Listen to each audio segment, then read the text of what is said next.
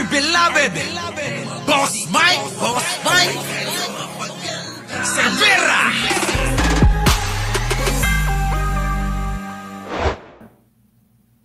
Sa kabila ho ng ginagawang mabuti ng gobyerno, ano po, ng gobyerno tulad ho nito, mga kababayan ko, to ha. Yan ho, ito ho, dito na ho sa Davao, mga kababayan, Tingnan nyo ho, mga kababayan ko.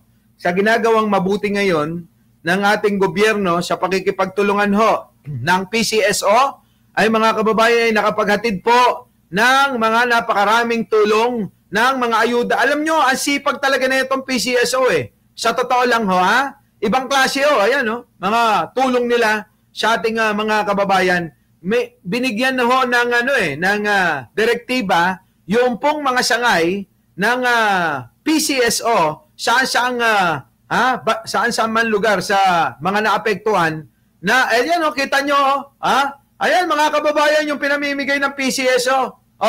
Ang lalaking bag ho niyan, mga kababayan, at ang laman ho niyan kakayanin kayong isurvive ng 2 linggo. Yung pamilya nyo, mga kababayan ko, tindi, eto na nga ho, mga kababayan, basahin natin. Boss Mike, eto na, malabo. PCSO, yan na, quick relief drive for Davao, quake victims. The Philippine Charity Sweepstakes, PCSO, was among the first government agencies that responded. Grabe talaga itong PCSO, mga kababayan ko. Siya daw ho, ang una, isa sa kauna-unahang rumisponde at mag-mobilize para po sa relief operation. Kasunod ng 7.6 magnitude itong lindol. Na tinamaan ang Davao region. Naku, grabe nung Friday. Kita nyo ho. Ito ho, si Pangulo, wala hong pinipili ho ito. Kahit pa ikaw ay taga Davao, tutulungan ka ng gobyerno ni Pangulo. Kayo ho kaya, yung ugali nyong ganyan, yung ugali ho ng mga Duterte, mga kababayan, na mapaghiganti at mapagtanim, mga kababayan, sigurado, kung tayo sa Kamaynilaan, malamang hindi tayo tutulungan ng mga yan at pagtatawanan pa tayo. Imbis na tulungan, baka ho pagtawanan pa tayo ng mga yan. Kung ang namumuno sa bansang ito ay Duterte, tandaan nyo, mga kababayan ko. Ibang klase, dito, lakihan muli natin, So, yun, nako, mga kababayan, nasaan na? Eto na, mga kababayan, Jambala Gaming Corporation, Felicity Games and Amusement Corporation, ito ho yun. Yung mga binigyan ho ng direktiba ng PCSO. Para ho agad-agarang makatulong sa mga kababayan natin na mga nabiktima biktima ng malakas na paglindol, mga kababayan. Kita nyo, ang galing, yan, labo. Hindi ko makita, malilit. So ngayon, mga kababayan ko, bebelatan tayo. Sinabi nyo pa, bebelatan talaga tayo, mga kababayan, ng mga yan.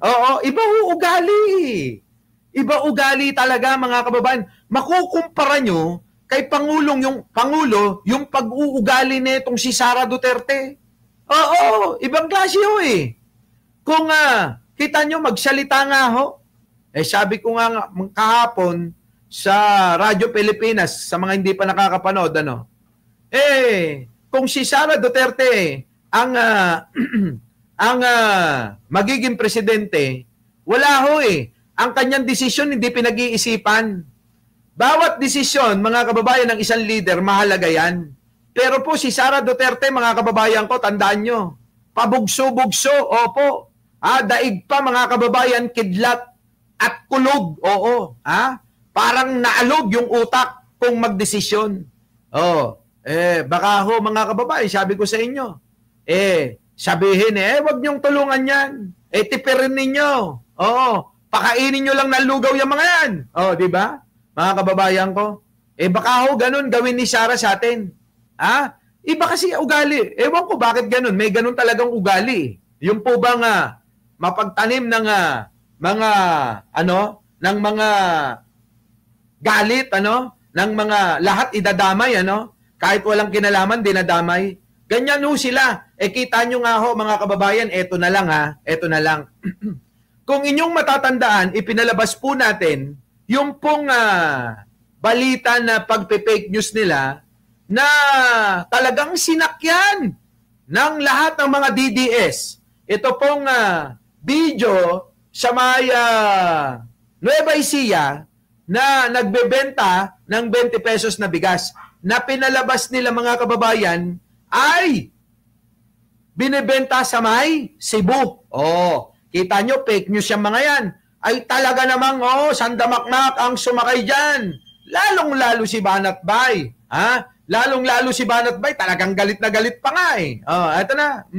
Magandang araw mga banateros. Alam mo, hindi po ako makapaniwala na ganito. Eto, tignan nyo mga kababayan kung paano sila manlinlang ng mga taong mga taong nanonood sa kanila. Ganito ho kasama ang mga ugali ng mga ito. Babalik ta rin yung sitwasyon na gawain nila at ibibintang kay Pangulo. Kita nyo, Bobong Legend, eto, pakinggan nyo, tingnan nyo, maigi. Ito hong gunggong na to, mga kababayan, ito ho yung isa na gumagawa ng ka-fake newsan para ho sirain si Pangulong Bongbong sa mga naniniwala sa kanila na mga eengot-engot at tatanga-tanga. Yan, mga kababayan. Ganito sila manira. Kahit na, mga kababayan, etong balita nila ay hindi nila kinukumpirma. Tingnan nyo ho. Eto mga kababayan ay sinasadya para ho talaga yung mabuting ginagawa ni Pangulong Bongbong ay mapagtakpan ng kasinungalingan na masama. Di ba mga kababayan? Yan ang ginagawa. Pakinggan ho ninyo. Magandang araw mga banateros. Alam mo, hindi po ako makapaniwala na ganito nakasama ang ating gobyerno. Wala talagang puso. Kita nyo, wala daw puso. Samantalang mga kababayan, hindi na nga magkanda-ugaga sa pagtulong si Pangulo. Kasama nga ho ang PCSO, kasama ang DSWD, mga kababayan ko. Pero para sa kanila, wala pa rin puso. Sabi ko sa inyo, itong mga DDS, mga kababayan, walang mabuting gagawin para sa kanila si Pangulo. Lahat masama yan. Di ba? Lahat ng gagawin ni Pangulo masama. Pagkatapos lindolin ng Mindanao, ganito ang gagawin sa inyo. Mantakin mo, bentahan pa kayo ng 20 pesos na bigas. Hayop talaga yan. Mga kababayan ko, pinapalabas nila na nagbebenta daw ng 20 pesos na bigas si Pangulong Bongbong. Diba? Ganyan po nila pinapasama si Pangulo. Mga ano ito Mga ang utak nito desperado na desperado na ho para ho mapabango ang pangalan pa rin ng mga Duterte. Gusto nila mapanatili na mapabango yung pong pangalang Duterte. Hindi na ho mabantot na. Parang itsura nyo lang yan. Kahit hindi kayo amuyin, mababantot ang mga itsura. Di ba? Tuloy. Gago! Walang puso. Ito hindi ko maintindihan. Ikaw ay gobyerno. You have all the resources in this world para tulungan ng ating mga kababayan. And yet, bebentahan mo ng 20 pesos na bigas. Ganyan sila kasama, mga kababayan ko. Pero inyo, saan kayo nakakita? Di ba fake news nga? Ang ginagawa nila, ginagamit ho nila yung mga video na luma noong pong naglaganap ng 20 pesos na bigas na kanila ring hinahanap. Di po ba matagal nilang hinahanap 20 pesos na bigas, gamit-gamit nila yan sa kanilang mga rally, hinahanap araw-araw, di ba? Diyan sa liwasan. Kinakanta pa nga nila di ba? Tagbinti, tagbinti, tagbinti. Mga kababayan, nung nagkaroon ng tagbinti, mga kababayan, napahiya sila na nagawa ni Pangulo na nagkaroon ng tagbinti na bugas ba? O, tapos ngayon, nagkaroon ng ganito, problema ng mga lindol, gagamitin nila yung pong mga pagkakataon na may binibenta na 20 pesos na bigas na sa panahon pa ngayon na may problema ang bansang ito, imbis na makatulong itong mga ito, naninira pa. Hindi na nga sila nakakatulong, mga kababayan, nagpapasama pa sa mga tao na talagang nasa puso ang pagtulong. Di ba?